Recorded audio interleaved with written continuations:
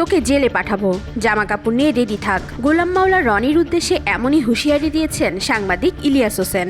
সম্প্রতি সাবেক এমপি গোলাম মাওলা রনি তার ফেসবুক এক পোস্টে ইলিয়াস হোসেনের মৃত মাকে নিয়ে কুরুচিপূর্ণ লেখা, অকথ্য অপমান আর পাকিস্তানি অভিনেত্রীর ছবি ব্যবহার করে ঘৃণা ছড়ায়। কিন্তু ইলিয়াসও চুপ থাকেননি। তিনি হুঁশিয়ারি দিয়ে বলেন, রনি তোর ঘরে ঢুকে তোকে ধ্বংস করব। গোলাম মাওলা রনি তার পোস্টে অভিযোগ করেন, ইল্লু তথা ইলিয়াস হোসেন যখন বালক তখন তার মা কয়েকটি হোটেলে নিয়মিত আসা যাওয়া করত। কখনো তার বাবা, আবার কখনো বালক তার মাকে হোটেলে নিয়ে আসতো এবং মায়ের ফিরে না আসা পর্যন্ত লবিতে অপেক্ষা করতেন তিনি।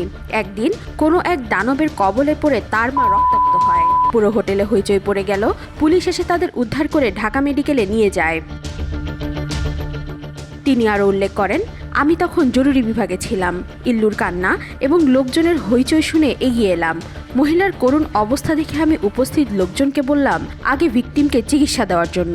সেই দিন ইল্লু এবং তার মা যে কৃতজ্ঞতা নিয়ে আমার দিকে তাকিয়েছিল তা নিজ চোখে না দেখলে বোঝা যাবে না। ইলিয়াস হোসেনের স্ত্রীর ব্যাপারে তিনি বলেন, ইল্লু যখন বড় হলো তখন আমি জানলাম যে সে এক লম্পটের অফিসে চাকুরি করে। লম্পট বসের মনোরঞ্জনের জন্য সে তার নিজের স্ত্রীকে কিভাবে বসের শয্যায় পাঠাতো তা তার অফিসের লোকজন আজও বলাবলি করে।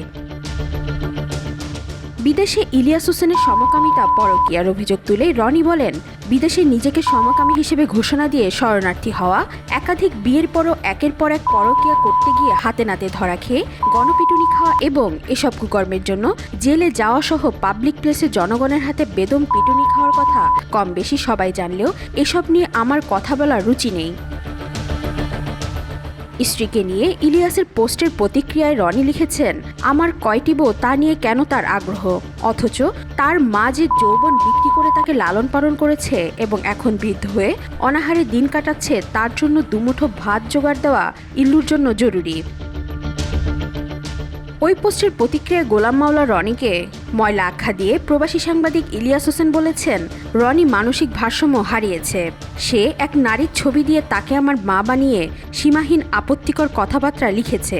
মহিলা আমার মা না, কিন্তু সে কারো না কারো মা, বোন, মেয়ে। আমি মনে করি ওই ছবির মহিলাটির পরিবারের আইনে পদক্ষেপ নেওয়া উচিত।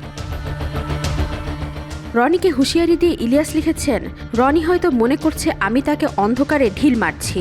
আমি রনিকে কি করতে পারি সেটা রনিকে 2-1 দিনের মধ্যে বোঝানো হবে। রনির ঘরে আমি ঢুকে যাব। রনির বউ, মা, মেয়ে সবার সাথে খেলে আসব। তাদেরকে দিয়ে রনির পেছনে বাস দেওয়া হবে। রনি পারলে ঠেকা, এই মাসের ভেতর তোকে জেলে পাঠাবো। জামা কাপড়, সুটকেস নিয়ে তোর বাবা মুজিবের মতো রেডি থাক। চ্যালেঞ্জ দিলাম, তোরে পাগল বানিয়ে ফেলবো। এদিকে রনির পোস্টের প্রতিক্রিয়া জানিয়ে আল জাজিরার অনুসন্ধানী সাংবাদিক জুলকারনায়ন সায়ের লিখেছেন, কারো মৃত মা বাবাকে নিয়ে নোংরা কথা বলা একটা অত্যন্ত নোংরা কাজ। কিছুক্ষণ আগে গোলাম মাওলা রনি নামে এক ব্যক্তি একটি পোস্টে লক্ষ্য করলাম প্রবাসী সাংবাদিক ইলিয়াস হোসেনের মৃত মাকে কেন্দ্র করে। রনি যে ছবিটি পোস্ট করেছেন সেটি পাকিস্তানি অভিনেত্রী মারিয়াম ওয়াহিদের। তিনি আরও উল্লেখ করেন, রাজনীতির সাথে যুক্ত আপনাকে নিয়ে আলোচনা সমালোচনা হবে, সেটাই স্বাভাবিক। কিন্তু তার উত্তরে যদি আপনি কারো মৃত মা বাবাকে নিয়ে এত জঘন্য কথা বলেন, তাহলে সম্ভবত রাজনীতি বাদ দিয়ে নিষিদ্ধ পল্লীর তত্ত্বাবধায়ক টাইপের কোনো কাজ বেছে নেওয়া উচিত। তবে তোপের মুখে পড়ে গোলাম মাওলা রনি পোস্ট থেকে ছবিটি ডিলিট করে দেন। তবে আলোচনা এখানে থেমে থাকেনি। সোশ্যাল মিডিয়ায় এই লড়াইতে এখন উত্তেজনা তীব্র।